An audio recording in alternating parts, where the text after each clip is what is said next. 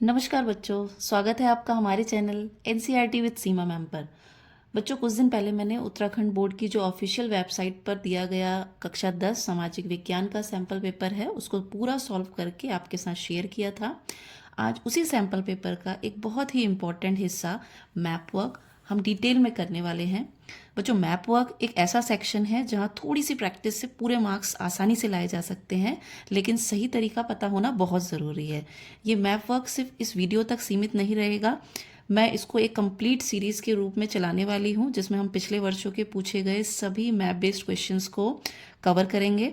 अगर आप इस सीरीज़ को ध्यान से फॉलो करेंगे तो मैप वर्क आपका एक स्ट्रॉन्ग सेक्शन बन जाएगा। तो चलिए अब सीधे मैप वर्क की प्रैक्टिस शुरू करते हैं। प्रश्न संख्या 24, दिए गए भारत के मानचित्र में निम्नलिखित घटनाओं को उनके राज्यों के नाम के साथ दर्शाइए। आप देख सकते हैं ये जो मानचित्र वाला क्वेश्चन है ये आपको 6 नंबर में एग्जाम में देखने को मिलेगा। इस क्वेश्चन में पहले जो आपको 2 क्वेश्चंस दिए जाते हैं वो आप देखेंगे इतिहास में से दिए जाते हैं, और आगे के जो 4 क्वेश्चन दिए जाते हैं वो आपको भूगोल में से दिए जाते हैं। यानी कि मैप वर्क आपको 2+4 के पैटर्न में देखने को मिलेगा। इतिहास वाले किताब से जो आपको मैप वर्क देखने को मिलेगा उसमें आपको जैसे इस यहाँ पे कुछ टॉपिक्स दिए हुए हैं, आपको उनको राज्यों के नाम के साथ दर्शाना होता है। जबकि भूगोल वाला जो सेक्शन आपको यहाँ पे दिया हुआ होता है उसमें आप देखेंगे कि इनके सामने कुछ चिन्ह बने हुए होते हैं और इन चिन्हों के माध्यम से आपको एकदम क्लीन तरीके से यहाँ पे मैप में आपको शो करना होता है। तो देखिए पहला जो क्वेश्चन है उसमें आप देखेंगे कि दिए गए भारत के मानचित्र में निम्नलिखित घटनाओं को उनके राज्यों के नाम के साथ दर्शाइए। पहला यहाँ पे दिया हुआ है चौरी चौरा की घटना। तो चौरी चौरा की जो घटना थी वो कहाँ पे हुई थी?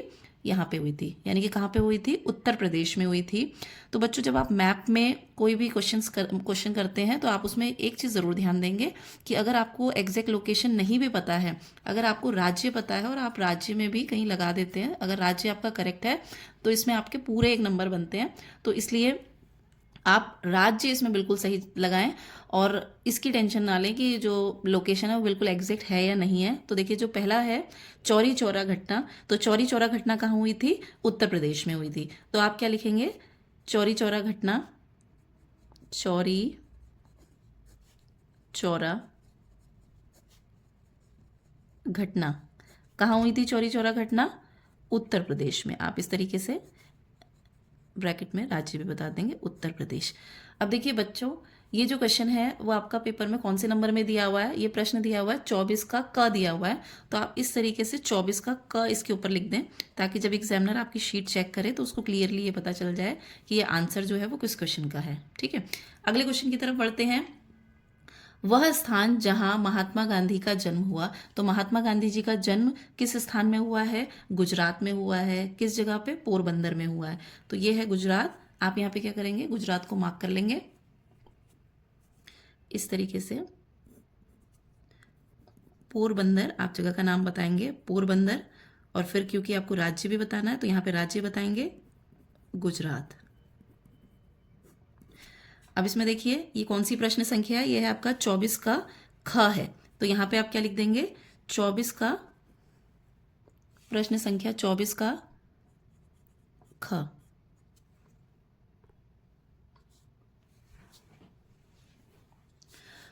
अब अगले प्रश्न की तरफ बढ़ते हैं। देखिए अगला प्रश्न दिया हुआ है, ब दिए गए भारत के मानचित्र पर संकेतों की सहायता से निम्नलिखित को दर्शाइए। यहाँ पे आपको ये 4 क्वेश्चंस दिए हुए हैं और इसके आगे जो है वहाँ पे आप देख सकते हैं कि 4 संकेत दिया हुआ है। तो पहला ग में आपको दिया हुआ है काजीरंगा नेशनल पार्क। तो काजीरंगा नेशनल पार्क किधर है? काजीरंगा नेशनल पार्क है इधर, यानी कि असम में।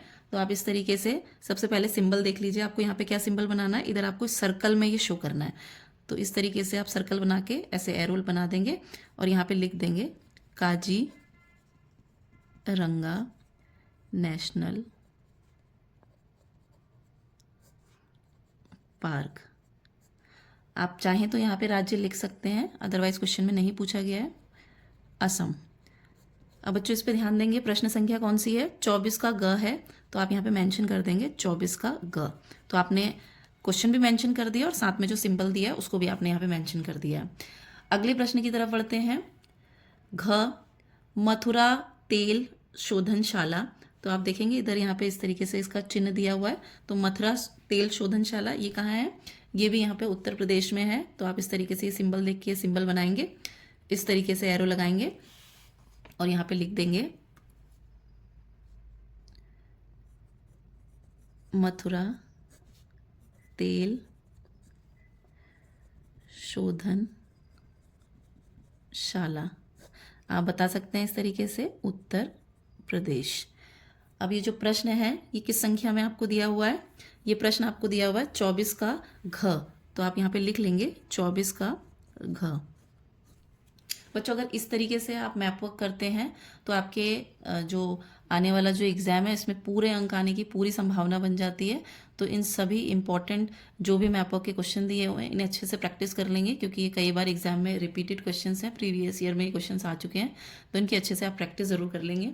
अगले क्वेश्चन की तरफ पढ़ते हैं। वह स्थान जहाँ रिलायंस इंडस्ट्रीज़ का मुख्यालय है। तो इस तरीके से यहाँ पे सिंबल दिया हुआ है। तो जो रिलायंस इंडस्ट्रीज़ का जो मुख्यालय है वो आप इधर देखेंगे कि इधर महाराष्ट्र में रिलायंस इंडस्ट्री का जो मुख्यालय है वो इधर है। और सिंबल कैसा है, इस तरीके से आपको यहाँ पे सिंबल बनाना है, इस तरीके से करेंगे, इधर एरो लगा लेंगे और यहाँ पे आप मेंशन कर देंगे महाराष्ट्र में कहाँ पे है, मुंबई, ये ज़रूर मेंशन कर दें मुंबई, और ब्रैकेट में आप लिख सकते हैं महाराष्ट्र। इस तरीके से आप देख लीजिए ये प्रश्न संख्या कौन सा है, ये प्रश्न संख्या है आपका 24 का ड़। तो आप इसमें यहाँ पे मेंशन कर देंगे 24 ड़। ठीक है, अगले प्रश्न की तरफ बढ़ते हैं। च में हमें दिया हुआ है पाराद्वीप बंदरगाह। तो पाराद्वीप बंदरगाह, इस तरीके से आपको ये सिंबल दिया हुआ है, इसको आप लोकेट कर लेंगे पाराद्वीप बंदरगाह को। ये जो पारादीप बंदरगाह है ये इधर उड़ीसा के जो ये कोस्टल वाला एरिया है, तटीय वाला जो क्षेत्र है यहाँ पे स्थित है। तो आप इस तरीके से इसका सिंबल देख लेंगे, इसका सिंबल देखिए ऐसे सिंबल बना हुआ है। तो ऐसे आप ट्रायंगल बना के और यहाँ पे लिख देंगे पाराद्वीप बंदरगाह, और यहाँ पे राज्य भी मेंशन कर देंगे ओडिशा। प्रश्न संख्या है 24 का च। तो आप यहाँ पे मेंशन कर देंगे 24 च। तो बच्चों इस तरीके से एक बार अपना मैप चेक कर लेंगे। देखिए प्रश्न संख्या 24 में आपको 6 प्रश्न दिए गए थे, क, उसके बाद इधर ख, उसके बाद इधर ग, घ, ण और च। और इस तरीके से जो 4 आगे के जो क्वेश्चंस थे वो हमें सिंबल के साथ दिए थे, हमने वो भी यहाँ पे लोकेट कर लिया है। तो बोर्ड एग्जाम में आप जब भी मानचित्र करते हैं तो आपको मानचित्र को कुछ इस तरीके से मानचित्र को करना है। आप चाहें तो इसका एक स्क्रीनशॉट भी ले सकते हैं। देखिए इस तरीके से आपको क्या करना है, मानचित्र को इस तरीके से बोर्ड एग्जाम में बनाना है। आप इसका एक स्क्रीनशॉट भी ले सकते हैं। इधर मैं आपको पूरा मैप शो कर देती हूँ जिससे आप आसानी से इसका स्क्रीनशॉट ले सकें।